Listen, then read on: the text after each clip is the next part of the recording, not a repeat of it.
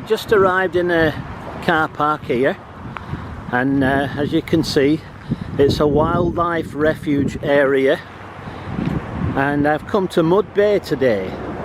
Apparently it's a nice stroll round by the water's edge.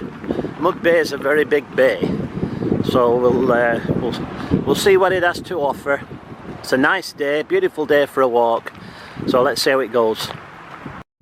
This is the area that we're going to be walking. If you look to the top right there, we're going to be walking south, and we're going to do the 1.5 kilometre loop first of all. There's a chance it could be extended to the left. I'll see how I feel after I do the first one. So I'm going to take it from there. I'm going to set off now, and we'll see if we can find any wildlife on the way too.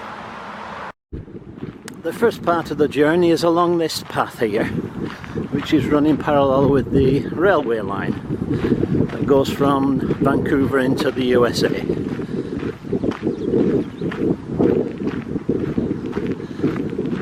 It tells us here this is a home and hunting ground. Raptors around here.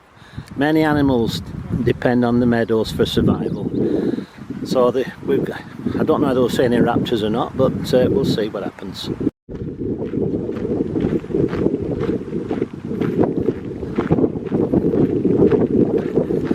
Not a lot to see yet. It'll be nice when we get out there with the sea breeze coming against us. Just hope it's not too windy, because you know the wind affects the sound on the camera. Just coming up, and the ocean should be in view here, I think. Oh, there it is. Of course the tide's out, of course.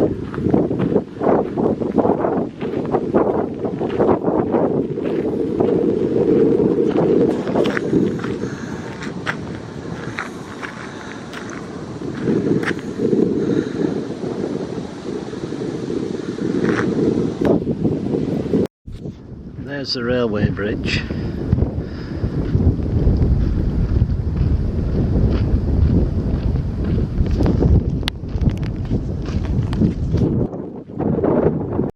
It's quite an appropriate name for it, Mud Bay, because this is the meeting of a river, Nickelmeckle River, and the ocean. And this is all sediment that comes from the ocean and from the washdown by the river.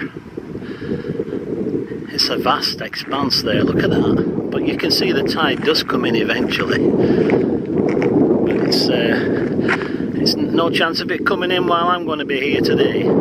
There's a couple of people there, found themselves a good vantage point. Way out there. We're going to continue along our path here.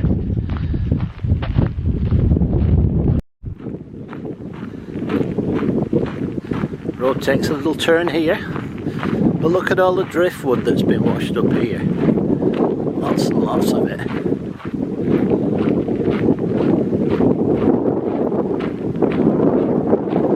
There's a big freeway at the back, you see all the cars going over.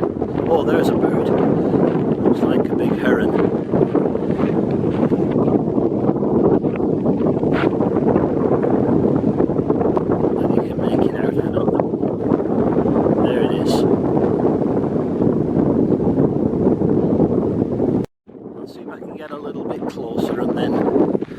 Zoom in on it. Oh, it's actually sitting on a tree. There must be water down below there. Giving me a good quarter looking at now. There she is.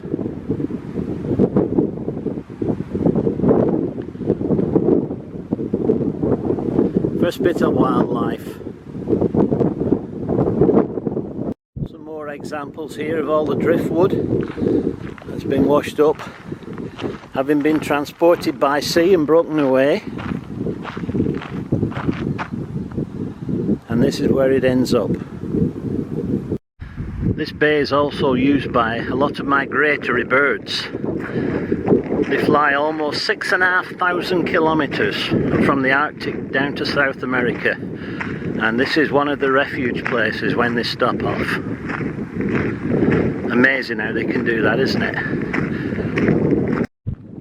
The wind seems to be dropping slightly now. I apologise if it's affected any of the sound, but I can't tell until it gets down to editing time. So I'm hoping that it comes through without any large interference. There's also quite a lot of eelgrass here, which is situated when the tide's out. You can see it. These are all salt marshes, obviously.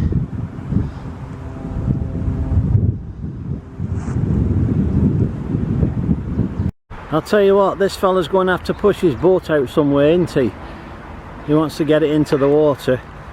Look what he's got to go over.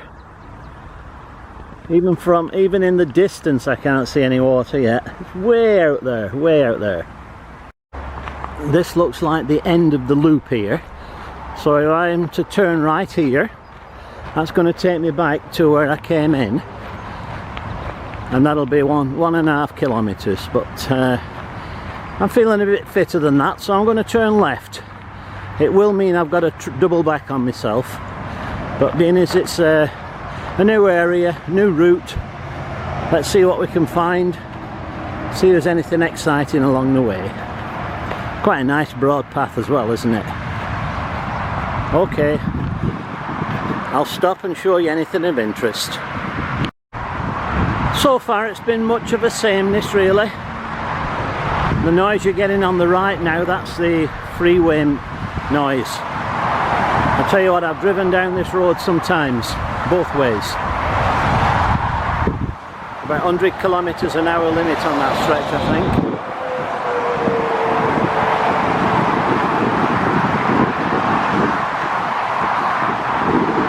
I'm not going the right route here because the left route will take me down nearer the water's edge, which is what I want.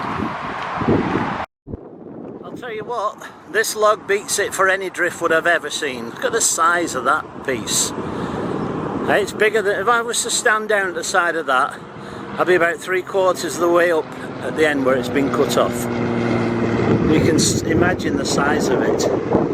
Again, we've got all this driftwood here, all building up.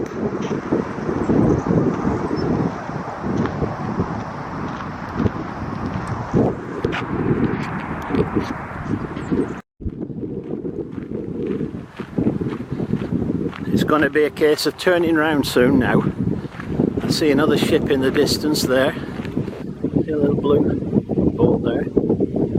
Back at the crossroads now, but I'm heading back now, but my battery's rapidly running out. So I'm hoping that I can just make it last a little bit longer. We'll see how it goes, but if it cuts out then that's the end of it.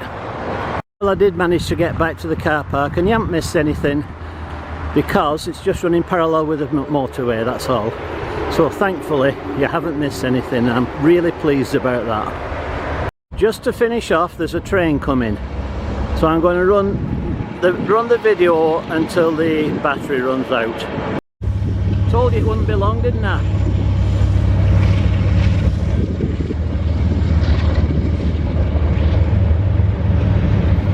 And that, my friends, is the end of the video, because I know it's going to cut out any second now.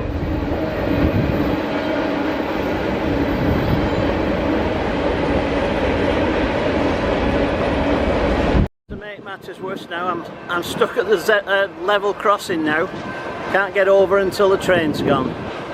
What a shame.